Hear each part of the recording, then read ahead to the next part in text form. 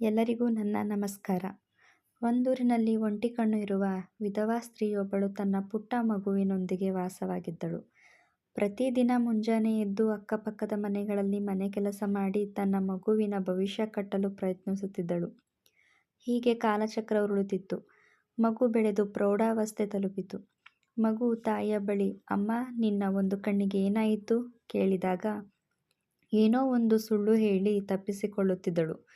ಆ ತಾಯಿಗೆ ತನ್ನ ಮಗ ತಾನು ಪಟ್ಟ ಕಷ್ಟಪಡದೆ ಜೀವನದಲ್ಲಿ ಒಬ್ಬ ಸ್ಥಿತಿವಂತನಾಗಬೇಕೆಂಬ ಹಂಬಲ ಮನಕ್ಕೊಳಗೆ ತಳವೂರಿತ್ತು. ಅದಕ್ಕಾಗಿ ಮಗನಿಗೆ ಯಾವುದಕ್ಕೂ ಕೊರತೆ ಬಾರದಂತೆ ನೋಡಿಕೊಳ್ಳುತ್ತಿದ್ದಳು. ಮಗು ಹಠ ಮಾಡಿತೆಂದು ಅವರಿವರ ಬಳಿ ಸಾಲ ಮಾಡಿ ಸೈಕಲ್ ಕೊಡಿಸಿದ್ದೂ ಆಯಿತು. ಹೀಗಿರುವಾಗ ಒಂದು ದಿನ ತಾಯಿ ತನ್ನ ಮಗನ ಶಾಲೆಗೆ ತೆರಳಿ ಮಗುವಿನ ವಿದ್ಯಾಭ್ಯಾಸದ ಕುರಿತು ಶಿಕ್ಷಕರ ಜೊತೆ ಮಾತನಾಡಿ ಬಂದಳು. ಸಂಜೆ ಮನೆಗೆ ಬಂದ ಮಗ ಜೋರಾಗಿ ಕಿರುಚಿ ರಂಪಾಟ ಮಾಡಿದ. ಆ ತಾಯಿ ಮಗನಲ್ಲಿ "ಯಾಕೆ, ಏನಾಯಿತು?" ಅಂತ ಕೇಳುವಾಗ "ಅಮ್ಮ, ನೀನಿನ್ನು ನನ್ನ ಶಾಲೆಗೆ ಬರಕೂಡದು. ನನ್ನ ಸಹಪಾಠಿ ವಿದ್ಯಾರ್ಥಿಗಳೆಲ್ಲ ನಿನ್ನ ಒಕ್ಕಣ್ಣು ನೋಡಿ ತಮಾಷೆ ಮಾಡುತ್ತಾರೆ" ಎಂದು ಹೇಳಿಬಿಟ್ಟ. ತಾಯಿಗೆ ಮನದೊಳಗೆ ಅತೀವ ನೋವಾದರೂ ತನ್ನ ಮಗುವಿಗೆ ಮುಜುಗರ ಆಗಬಾರದೆಂಬ ಕಾರಣಕ್ಕೆ ಇನ್ನು ಶಾಲೆಗೆ ಬರಲಾರೆ ಎಂದು ಸಮಾಧಾನಿಸಿದಳು. ಮಗು ಬೆಳೆದು ಕಾಲೇಜ್ ಸೇರಿದ. ಈಗ ತನಗೆ ಬೈಕ್ ಬೇಕೆಂದು ಹಠ ಮಾಡತೊಡಗಿದ. ಕೈಯಲ್ಲಿ ನಯಾಪೈಸಾ ಇಲ್ಲದ ಆ ತಾಯಿ ತನ್ನ ಕತ್ತಿನಲ್ಲಿದ್ದ ಸರವನ್ನು ಮಾರಿ ಮಗನಿಗೊಂದು ಬೈಕ್ ತೆಗೆದುಕೊಟ್ಟಳು. ಮಗ ಕಾಲೇಜ್ ಮುಗಿಸಿ ಒಂದು ಕಂಪನಿಯಲ್ಲಿ ಕೆಲಸಕ್ಕೆ ಸೇರಿದ. ಒಳ್ಳೆಯ ಸಂಬಳ ಕೂಡ ಬರುತ್ತಿತ್ತು. ಇನ್ನು ತನ್ನ ಮಗನಿಗೆ ಮದುವೆ ಮಾಡಿಸಿ ತನ್ನ ಕರ್ತವ್ಯದಿಂದ ಮುಕ್ತಿ ಪಡೆಯಬೇಕೆಂದುಕೊಂಡಳು. ಅದೇ ರಾತ್ರಿ ಮನೆಗೆ ಬಂದ ಮಗನೊಡನೆ ಈ ವಿಚಾರದ ಬಗ್ಗೆ ಮಾತನಾಡಿದಳು. ಆಗ ಮಗ ತನ್ನ ಕಂಪನಿಯಲ್ಲಿ ಕೆಲಸ ಮಾಡುವ ಯುವತಿಯೊಬ್ಬಳನ್ನು ಪ್ರೀತಿಸುವುದಾಗಿಯೂ ಅವಳನ್ನೇ ಮದುವೆಯಾಗುವುದಾಗಿಯೂ ಹೇಳಿಬಿಟ್ಟ. ಸರಿ ವಯಸ್ಸಿಗೆ ಬಂದ ಮಗನಿಗೆ ಎದುರು ಮಾತಾಡಿ ಮನಸ್ಸು ನೋಯಿಸುವುದು ಬೇಡವೆಂದು ಅದಕ್ಕೂ ಒಪ್ಪಿಗೆ ನೀಡಿದಳು. ಮಗನ ಇಚ್ಛೆಯಂತೆ ಅದೇ ಹುಡುಗಿ ಜೊತೆ ಮದುವೆ ನಡೆಯಿತು. ಮೊದಮೊದಲು ಸರಿಯಾಗೇ ಇದ್ದ ಸೊಸೆ ಸ್ವಲ್ಪ ದಿನ ಕಳೆದಂತೆ ಬೇರೆ ಮನೆ ಮಾಡುವಂತೆ ತನ್ನ ಗಂಡನನ್ನು ದಿನವೂ ಪೀಡಿಸುತ್ತಿದ್ದಳು. ಈಗಂತೂ ಕೈಯಲ್ಲೊಂದಷ್ಟು ಹಣವೂ ಇತ್ತು. ಪತ್ನಿಯ ಇಷ್ಟದಂತೆ ಹೊಸ ಮನೆ ಮಾಡಿದ್ದೂ ಆಯಿತು. ಈಗೀಗ ಸೊಸೆಗೆ ತನ್ನ ಒಕ್ಕಣ್ಣ ಅತ್ತೆ ಗಂಡ ಹೆಂಡಿರ ನಡುವೆ ಇರುವುದು ಸರಿ ತೋರಲಿಲ್ಲ. ಮತ್ತೆ ತನ್ನ ಗಂಡನ ತಲೆಗೆ ಹುಳ ಬಿಟ್ಟಳು. ಒಂದು ದಿನ ಮಗ ನೆಪವೊಂದನ್ನು ಹೇಳಿ ತಾಯಿಯ ವಾಸ್ತವ್ಯವನ್ನು ಹಳೆ ಮನೆಗೆ ವರ್ಗಾಯಿಸಿಬಿಟ್ಟ. ಆದರೆ ಆ ತಾಯಿ ಸಂಪೂರ್ಣ ಕುಸಿದೇ ಹೋದಳು. ಮಗನ ಬೇಕು ಬೇಡವನ್ನೆಲ್ಲ ಪೂರೈಸುವ ಭರದಲ್ಲಿ ನಯಾಪೈಸೆಯೂ ಕೂಡಿಟ್ಟಿರಲಿಲ್ಲ. ಮೊದಮೊದಲು ಪ್ರತಿವಾರವೂ ಬಂದು ಒಂದಷ್ಟು ಹಣ ನೀಡಿ ಹೋಗುತ್ತಿದ್ದವ ಈಗೀಗ ಬರುವುದೂ ಅಪರೂಪವಾಗಿ ಬಿಟ್ಟಿತು. ಆ ತಾಯಿಗೆ ಒಂದು ಹೊತ್ತಿನ ಊಟಕ್ಕೂ ಮಗನ ಹಾದಿ ಕಾಯುವ ಸ್ಥಿತಿ ಬಂತು.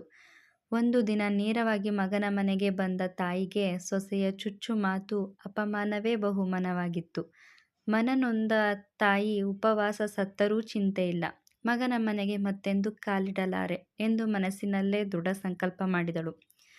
ನೇರವಾಗಿ ಮನೆಗೆ ಬಂದವಳೇ ವಿಪರೀತ ಜ್ವರದಿಂದ ಹಾಸಿಗೆ ಹಿಡಿದು ಬಿಟ್ಟಳು.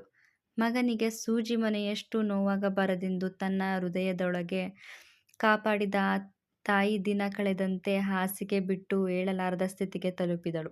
ಒಂದು ದಿನ ಆಫೀಸಿನಲ್ಲಿದ್ದ ಮಗನಿಗೆ ಕರೆಯೊಂದು ಬಂತು.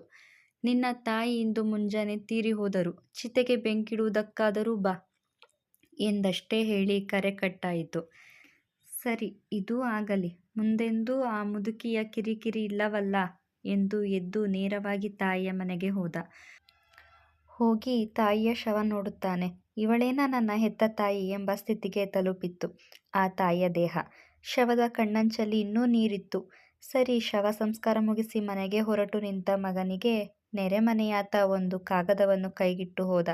ಕಾಗದ ತೆರೆದು ನೋಡಿದ ಮಗನಿಗೆ 100 ಸಿಡಿಲು ಒಂದೇ ಕ್ಷಣ ಬಡಿದಂತೆ ಅನುಭವವಾಯಿತು. ಆ ಕಾಗದದಲ್ಲಿ ಹೀಗೆ ಬರೆದಿತ್ತು: "ಮಗನೇ, ನಾನಿನ್ನು ಹೋಗುತ್ತೇನೆ. ಆದರೆ ನನ್ನ ಒಂದು ಕಣ್ಣು ಏನಾಯಿತು ಎಂದು ಚಿಕ್ಕವನಿದ್ದಾಗ ನೀನು ಕೇಳುತ್ತಿದ್ದೆ.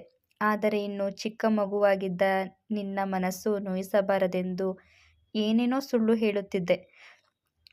ಇಂದು ನೀನು ಬೆಳೆದು ದೊಡ್ಡವನಾಗಿದ್ದೀಯ. ಸತ್ಯ ನಿನಗೂ ತಿಳಿಯಲಿ. ನೀನು ಚಿಕ್ಕವನಿರುವಾಗ ಆಟವಾಡುವಾಗ ಕೋಲೊಂದು ತಾಗಿ ನಿನ್ನ ಕಣ್ಣು ಹೋಗಿತ್ತು.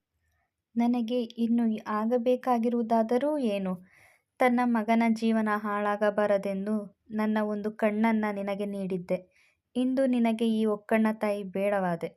ಪರವಾಗಿಲ್ಲ ಮಗು, ಆದರೆ ನನ್ನದೊಂದು ಪುಟ್ಟ ಕೋರಿಕೆ ಇದೆ. ನನ್ನ ಆ ಕಣ್ಣಿನಲ್ಲಿ ಎಂದಿಗೂ ನೀರು ಬರಬಾರದು ಎಂದು ಬರೆದಿತ್ತು. ಆಗ ಮಗನಿಗೆ ಅರಿಯದಂತೆ ಕಣ್ಣಲ್ಲಿ ಧಾರಾಕಾರವಾಗಿ ನೀರಿಳಿಯಿತು.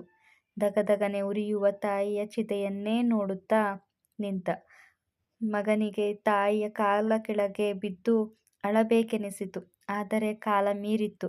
ಆ ಮಹಾದಾನಿ ತಾಯಿ ಈ ಭೂಮಿಯಿಂದ ಬಹುದೂರ ಸಾಗಿ ಗಗನದಲ್ಲಿ ಮಿನುಗುವ ತಾರೆಯಂತೆ ಹೊಳೆಯುತ್ತಿದ್ದಾಳೆ. ಆತ್ಮೀಯ ಮಿತ್ರರೇ, ತಾಯಿ ಎಂಬ ಎರಡು ಪದದಲ್ಲಿ ಅಸಾಧ್ಯವಾದ ತ್ಯಾಗವಿದೆ, ನೋವಿದೆ.